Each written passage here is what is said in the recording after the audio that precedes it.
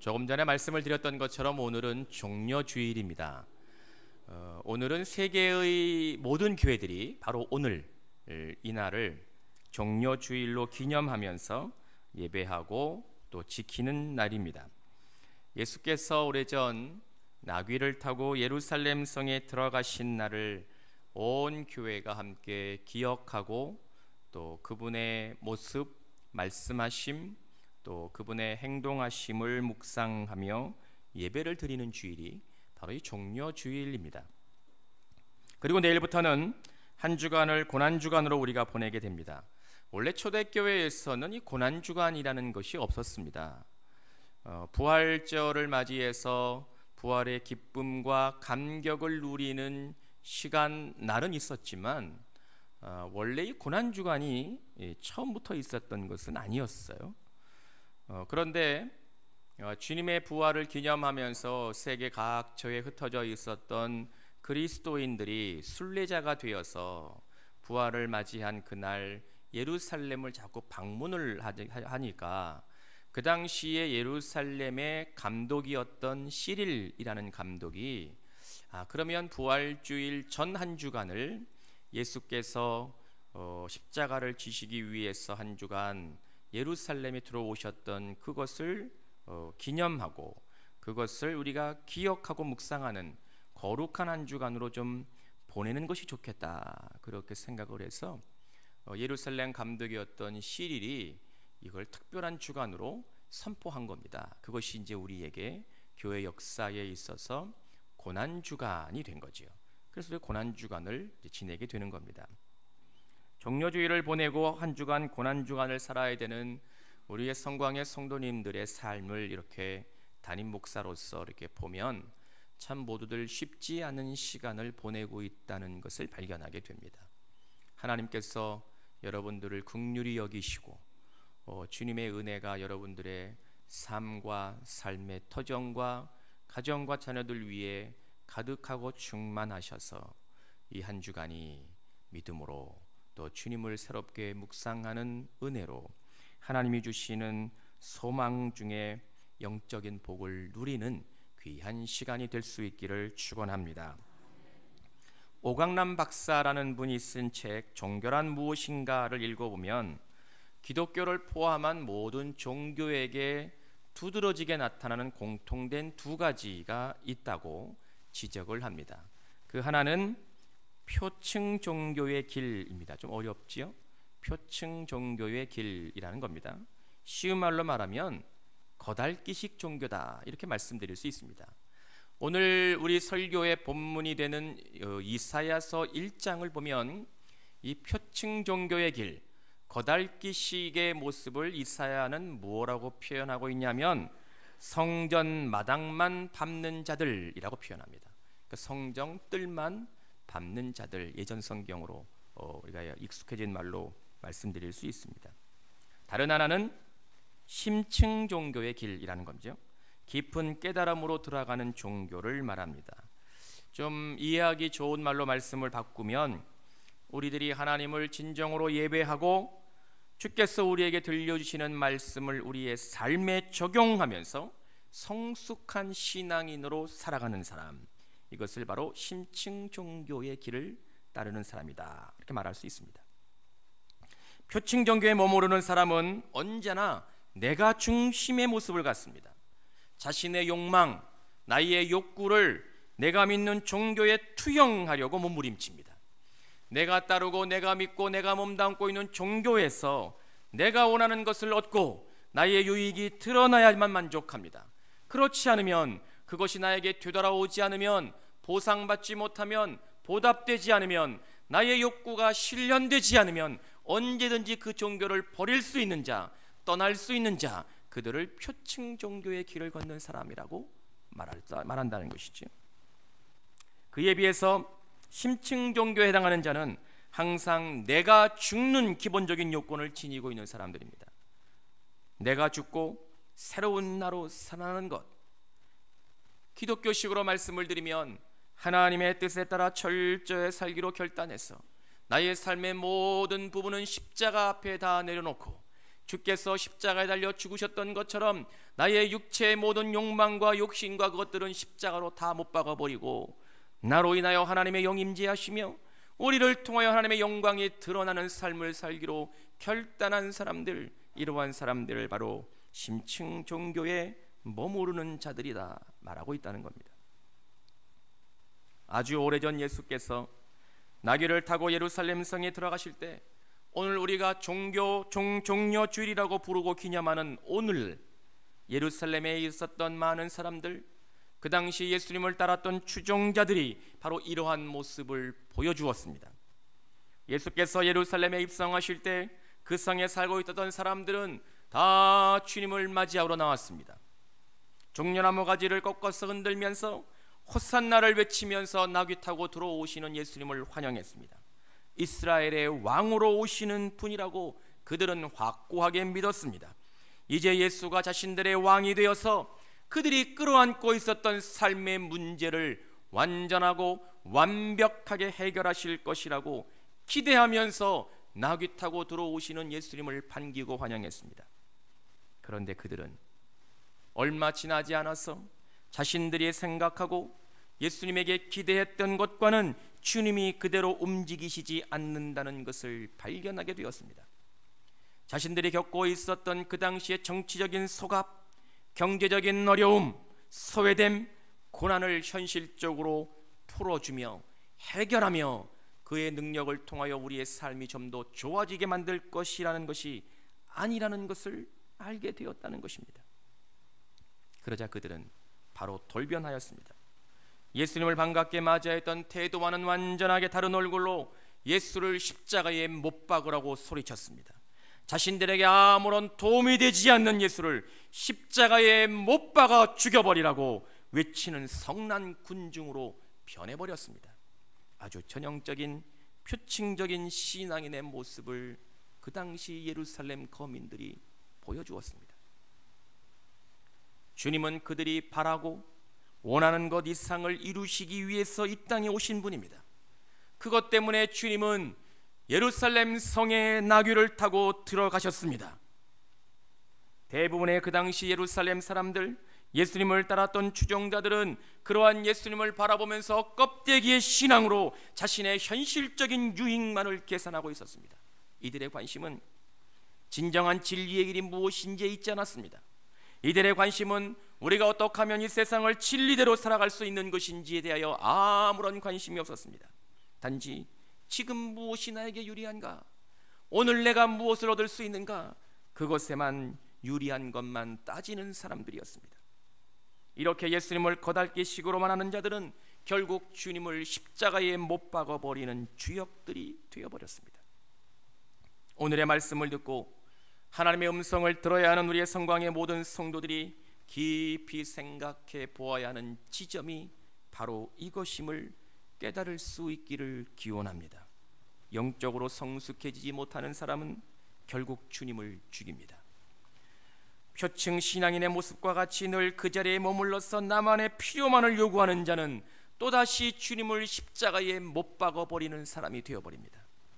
이제 우리는 오늘 말씀을 통하여 종려주일 예배의 시간에 하나님은 무엇을 듣게 하시는지 집중할 수 있기를 기원합니다. 오늘 예배와 한 주간 이어지는 고난주간을 우리가 보내면서 성광의 모든 성도들이 어떠한 믿음의 자리에 서 있어야 되는지를 깨닫는 은혜가 있기를 축원합니다. 오늘 설교의 제목을 주보를 보면 확실한 은혜라고 주보에 제목을 넣었습니다. 구약 성경이 가지고 있는 원래의 말을 우리가 가지고 있는 성경이 확실한 은혜라고 번역을 했습니다. 근데 이 원래의 말을 그냥 문자적으로 직역하면 unfailing love가 됩니다. 실패하지 않는 사랑이라는 의미를 갖고 있는 말입니다. 우리가 가지고 있는 성경은 확실한 은혜라고 번역했지만 원래 의미는 실패하지 않는 사랑이라는 뜻을 가지고 있는 말이라는 겁니다. 하나님께서 그분의 자녀들에게 주시는 사랑, 여러분들을 향하여 베푸시는 사랑은 결코 실패하지 않는다는 말씀을 듣는 귀를 갖기를 간절히 기원합니다.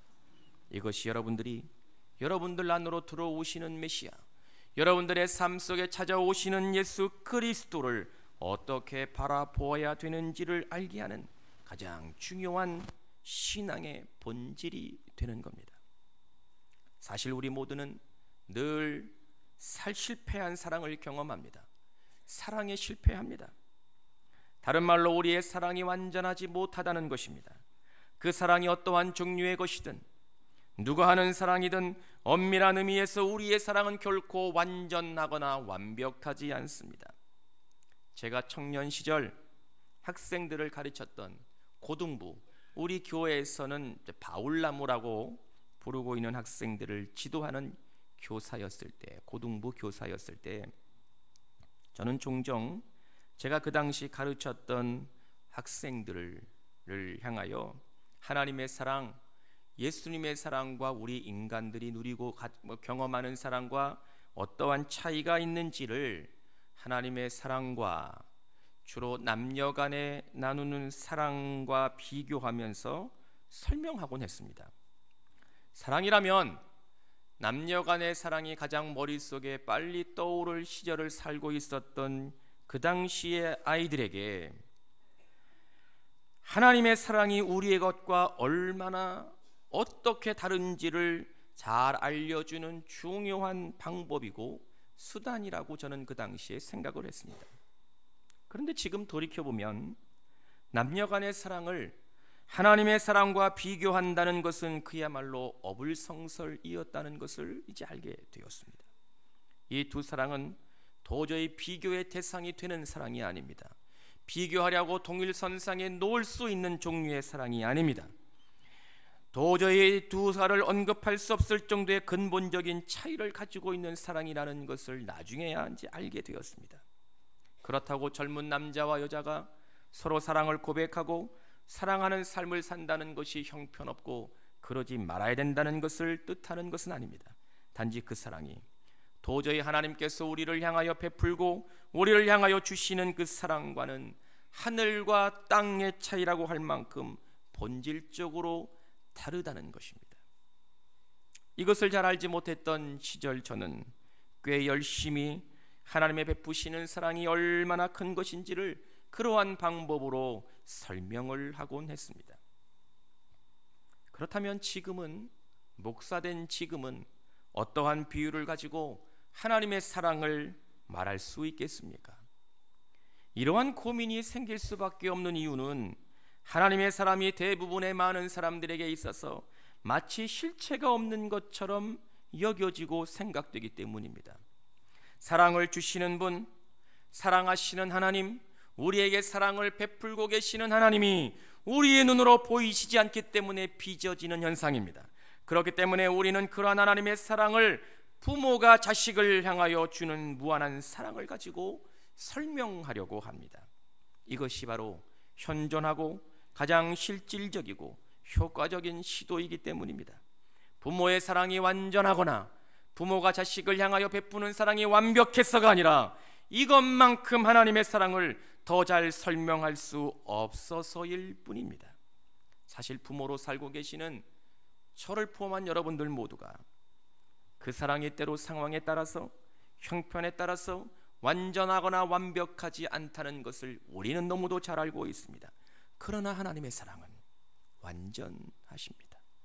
좀 더 피부에 와닿는 말로 바꾸어 설명을 드리면 오늘 말씀이 원래 가지고 있는 의미와 같이 하나님이 우리들에게 베풀고 계시는 사랑은 어떠한 경우에서도 결코 실패하지 않는 사랑입니다. 하나님은 이사야 선지자를 통하여 이것을 오늘 예배하는 여러분들에게 들려주려고 하십니다. 이 세상 속으로 오시는 메시아는 이미 죄된 땅에서 타락한 모습으로 살아가고 있는 사람들에게는 아주 낯선 분이셨습니다. 하나님이 이 땅에 구원자를 보내시겠다고 오래전 약속하셨고 그러한 날 그러한 분이 오실 것임을 의심하지 않고 이스라엘 백성들이 믿고는 있었지만 그들에게 새롭게 오실 메시아는 자신들의 삶의 양식이나 그들의 생각하는 방식이나 그들이 원하는 것에 꼭 맞추어져야 되는 분으로 그 당시 이스라엘 백성들은 생각하고 있었습니다. 이것이 가장 큰 문제였습니다. 동시에 여전히 이것은 오늘 예배하는 성광의 모든 성도들뿐만 아니라 이 땅의 모든 그리스도인들이 안고 있는 심각한 오류이고 엄청난 왜곡이 됩니다. 예수 그리스도는 나에게 맞추어져야 되는 분으로 생각하기 때문입니다. 나에게 오시는 주님은 나에게 적합한 분이 되어야 된다고 우리가 여기고 있기 때문입니다. 이스라엘 사람들은 그들이 가장 존경하는 가족의 어른이 자기를 만나러 온다고 할지라도 먼지가 풀풀 나고 돌들이 흩어져 있는 길에 자신의 겉옷을 벗어서 깔지 않습니다. 그럼에도 불구하고 그들이 자신의 겉옷을 벗어서 그 길가에 깔았다면 그것은 의심할 나위 없이 왕에게만 하는 유일한 행위였습니다. 더군다나 그들이 아무리 기쁘고 신이 난다고 종려나무 가지를 꺾어서 누구를 향하여 흔들며 환영하고 반기지는 않습니다. 그들은 왕이 행차할 때 그 왕을 진심으로 반기고 그 왕을 진심으로 환영할 때만 하는 이스라엘 백성들의 일종의 삶의 모습이었습니다. 분명 그 당시 예루살렘의 사람들은, 예수님을 따랐던 사람들은 유월절을 맞이해서 예루살렘 성으로 나귀 타고 들어오시는 그분을 왕으로 생각하고 있었습니다. 다윗 왕조에 새롭게 세워지는 새로운 왕으로 기대하고 있었습니다. 이것은 그들이 예수님을 맞이하면서 호산나라고 외쳤던 것을 볼 때 분명해집니다. 호산나라는 말은 하나님께서 자기의 백성을 구원하실 것이라는 기도와 찬양이 혼합된 의미를 담고 있는 그 당시 이스라엘 사람들이 썼던 말이기 때문입니다. 그런데 하나님의 뜻은 이스라엘 백성들의 지극히 인간적인 기대는 인류의 역사가 시작된 이래로 언제나 어긋나 있었습니다. 이것을 이사야 선지자는 오늘 본문의 말씀에서 한 절로 분명하게 말씀하고 있습니다. 8절을 읽어보면 내 생각이 너희 생각과 다르며 내 길은 너희의 길과 다름이니라. 이것은 하나님의 일방적인 선언이었습니다. 그분의 피조물인 여러분들과 하나님이 대화하시고 타협하시고 하나님도 조금 양보하시고 여러분들도 조금 뒤로 물러서서 합의되어서 얻어지는 결과물이 아닙니다. 현대의 노사관계와 같이 장기간 대화해서 양쪽이 모두 만족할 수는 없지만 그래도 차선으로밖에 삼을 수 없는 그러한 협약문이 아닙니다. 오늘 본문 3절에서 영원한 언약이라고 말씀하고 계시는 것은 전능하신 하나님께서 그 이 세상을 향하여 일방적으로 선언하시고 선포하신 겁니다. 너희는 귀를 기울이고 내게로 나와 들으라. 그리하면 너희의 영혼이 살리라. 아멘. 이것은 곧 저와 여러분들이 그분의 약속과 언약을 무조건 따르고 지켜야 한다는 것이 전제되어 있는 말씀인 겁니다. 문제는 이러한 하나님의 선언이 듣는 사람들, 이 땅의 죄된 백성들에게 온전하고 바르게 들리지 않는다는 데에 있습니다. 이미 죄가 만연해져 있는 세상에서 죄에 익숙하게 살고 있는 이 땅의 피조물들은 하나님의 말씀을 잘못 받아들입니다. 아니 의도적으로 그 말씀을 호도해 버리기도 합니다. 그 이유는 그 말씀이 지금 나의 상황에 맞지 않기 때문입니다. 그 말씀이 나를 향하여 들려주시는 것처럼 들려지지 않기 때문입니다. 그 말씀을 따르기에는 내가 피곤하고 힘들게 여겨지기 때문입니다. 그렇기 때문에 그 말씀을 때때로 들으려고 하지 않기도 하고 때때로 일부만 선별해 듣기도 하고 어떨 때는 오해하고 곡해하고 의도적으로 받아들이지 않으려는 모습을 보입니다. 그 말씀이 여러분들의 삶의 처지에 꼭 들어맞지 않기 때문입니다. 사실 아주 오랫동안 하나님은 그분의 백성을 향하여 여호와 하나님의 진정성 있는 마음을 늘 보여주셨습니다. 하나님의 사랑은 단 한순간도 변화되거나 퇴색된 적이 없습니다. 끊임없이 이 땅에서 죄 가운데 빠져서 사는 자녀들을 향하여 하나님은 그분의 사랑을 언제나 표현하셨습니다. 오늘 본문이 되는 이사야 55장 첫 부분의 말씀은 이것을 잘 보여주고 있습니다. 오호라 너희 모든 목마른 자들아 물로 나오라. 돈 없는 자도 오라. 너희는 와서 사 먹되 돈 없이 값없이 와서 포도주와 젖을 사라. 하나님께서 그분의 백성을 향하여 절절한 마음으로 그분의 사랑을 보여주고 계십니다. 결국 우리 모두는 여호와 하나님의 그 사랑을 깨달아야만 하는 상황 속에 서 있다는 것을 믿으시기 바랍니다. 하나님은 메시아를 그의 사랑하는 백성을 위해서 이 땅에 보내셔야만 했습니다. 그것만이 하나님이 이 땅의 모든 사람들을 구원할 수 있는 유일한 길이었기 때문입니다. 설령 하나님이 그 사랑을 이 땅을 향하여 보내시고 하나님의 외아들 예수 그리스도를 이 세상을 향하여 보내셨던 그 크고 놀라운 사랑을 세상의 사람들이 알지 못한다 할지라도, 그것을 사람들이 인정하지 않는다 할지라도, 예수 믿는다고 우리가 이야기하지만 그 사랑의 진정한 의미를 깨닫고 있지 못하고 한다 할지라도, 하나님은 예수 그리스도를 통하여 그분의 사랑을 완성하셨습니다. 이러한 하나님의 말씀은 그 당시 이방 나라의 포로가 되어 살면서 절망 속에 빠져 있었던 이스라엘 백성들에게는 소망의 메시지였습니다. 그들에게 영원한 기쁨과 새로운 은혜를 주시려고 하나님은 이사야 선지자를 통하여 말씀하셨습니다. 6절을 읽어보면 너희는 여호와를 만날 만한 때에 찾으라, 가까이 계실 때에 그를 부르라. 이스라엘 백성들의 고통의 자리에 하나님이 찾아가셨습니다. 그들과 함께 하나님이 눈물을 흘리셨습니다.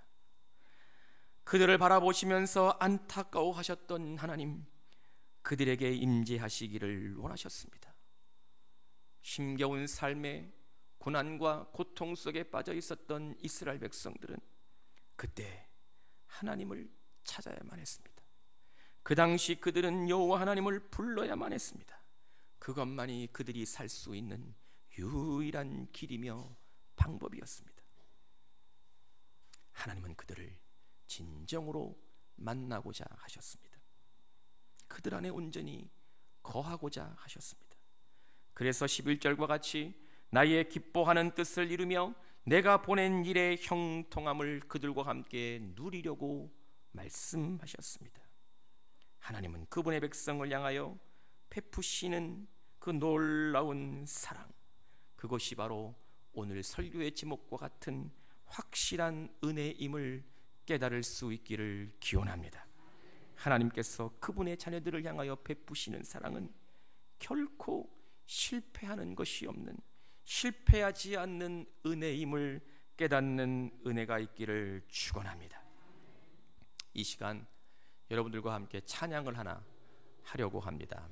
이 찬양 우리 금요기도의 시간에 우리 잘 부르던 이 찬양인데, 오늘 설교와 메시지가 너무 같아서 이 찬양을 여러분들과 함께 부르려고 합니다. 종려 주일이기도 하고 하나님의 실패하지 않는 사랑을 기억하고 말씀을 듣는 시간이어서, 아버지 사랑 내가 노래해, 아버지 은혜 내가 노래해, 그 사랑 변함없으신 거짓 없으신 성실하신 그 사랑, 상한 갈 때 꺾지 아니하시는, 꺼져가는 등불 끄지 아니하시는 그 사랑, 변함없으신 거짓 없으신 성실하신 그 사랑, 날 위해 죽으시고 날 위해 다시 사신 예수 그리스도, 다시 오실 그 사랑, 죽음도 생명도 천사도 하늘의 어떤 권세도 끊을 수 없는 영원한 그 사랑. 우리 가사를 생각하면서 말씀을 기억하면서 함께 찬양하겠습니다.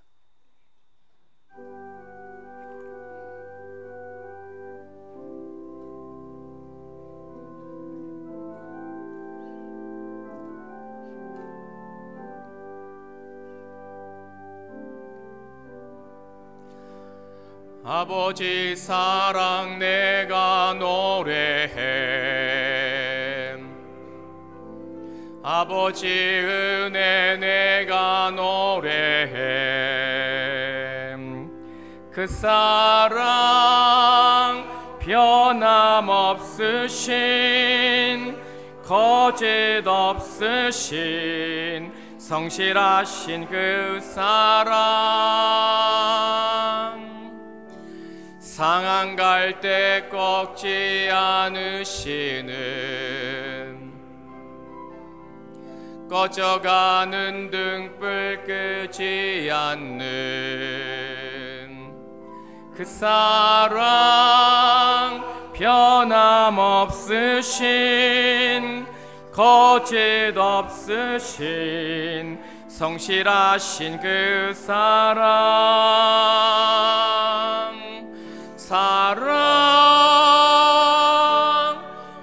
그 사랑 날 위해 죽으신 날 위해 다시 사신 예수 그리스도 다시 오실 그 사랑 죽음도 생명도 천사도 하늘의 어떤 권세도 끊을 수 없는 영원한 그 사랑 예수. 한 번 더 하겠습니다. 아버지 사랑, 아버지 사랑 내가 노래해. 아버지 은혜 내가 노래해. 그 사랑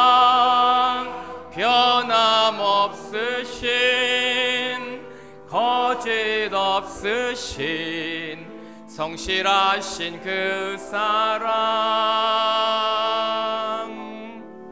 상한 갈 때 꺾지 않으시는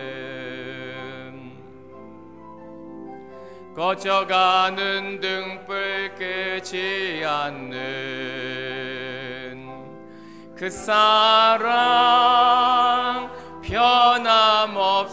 변함없으신 거짓 없으신 성실하신 그 사랑